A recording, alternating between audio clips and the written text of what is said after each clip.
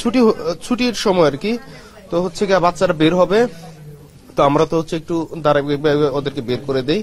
তো আমি হচ্ছে গিয়া যারা ফর্ম টিচার তারা ক্লাসে ঢুকছে, আমি হচ্ছে টিচার্স রুমে আসলাম আর কি। যেহেতু হচ্ছে লাঞ্চের সময়, এখন একটু হাত পা করে হচ্ছে লাঞ্চ করব, অনেকে নামাজে যাবে, এরকম একটা প্রস্তুতির সময় আর কি।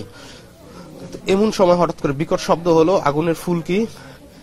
তারপর হচ্ছে আপনার সবাই দিক বিদিকে ছুটাছুটি করতে পারলো, করতে পারলো। এবং একটা ছোট মনে হয় আর কি, ছোট কোনো বিমান এটা হচ্ছে পড়ছে একদম যেখান থেকে বের হয় আর কি, যে গেটটাতে বের হবে ঠিক এখানটাতে পড়ছে আর কি।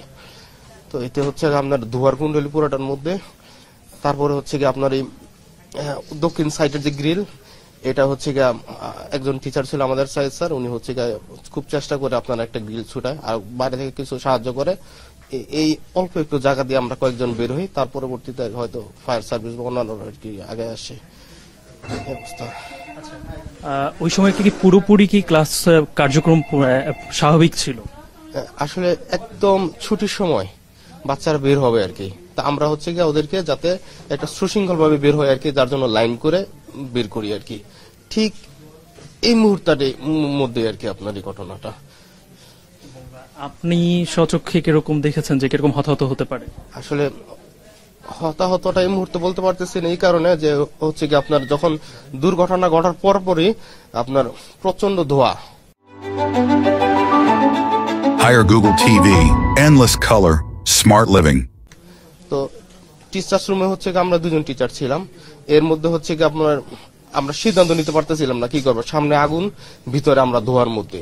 আমি দৌড় দিয়ে ওয়াশরুমের দিকে দৌড় দিই, আরেকজন শুনলাম যে হচ্ছে মানে আমাকে অনুসরণ না করে হয়তো অন্যদিকে গেছে, এরকম হয়তো তিনি মারা যাওয়ার সম্ভাবনা আছে। তবে হত হবে, অনেকেই হবে। মানে আপনি বলতে চাচ্ছেন যে পুরোপুরি যখন একদম ছুটি হওয়ার মুহূর্ত ছিল, স্টুডেন্টরা অপেক্ষা করছে, জি জি, বাচ্চারা বের হবে আর কি, ঠিক ওই মুহূর্তটা ছুটির সময়।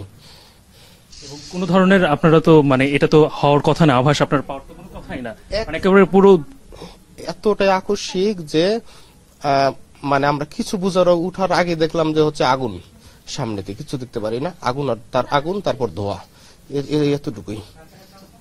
আপনার এখন শারীরিক কি বলছে, ডাক্তাররা কি বলছে? আমার হচ্ছে দু হাত আর হচ্ছে একটু শ্বাসকষ্ট আছে, আর মুখ কান এগুলো পুড়ে গেছে। তো আমি হচ্ছে আপনার ওয়াশরুমে গিয়ে হচ্ছে কাপড়টা আর কি ভিজে হচ্ছে নাকে ধরছিলাম আর কি। আর যারা যেসব বাচ্চারা আপনার দৌড়ে আমার কাছে আসতে পারছে ওদেরকে পরামর্শ দিয়েছি যাতে হচ্ছে শার্ট, অনেকের শার্ট পুড়ে গেছে, এগুলো হচ্ছে মানে শার্ট বা গেঞ্জি যাই আছে হচ্ছে ভিজে নাকে ধরে, কারণ শ্বাসকষ্ট মারা যাওয়ার সম্ভাবনা বেশি থাকে আর কি। আমি ভালো আছি, কিন্তু যারা ভিতরে আর কি ধোয়ার মধ্যে পড়ে গেছে তাদের একটু সমস্যা হচ্ছে। আপনি এখন পর্যন্ত কোনো খবর পেয়েছেন যে আপনার খুব মানে পরিচিত স্টুডেন্ট কিংবা কোনো টিচার কোনো গুরুতর অবস্থায়, খুব বাজে অবস্থায় আছেন, এরকম কোনো খবর পেয়েছেন আপনি? আমার সাথেই হচ্ছে 3টা স্টুডেন্ট আমি নিয়ে আসছি, যার একজনকে সিএমএস এ পাঠানো হয়েছে, ওর শরীর অনেকাংশে পুড়ে গেছে, চামড়াগুলো উঠে গেছে।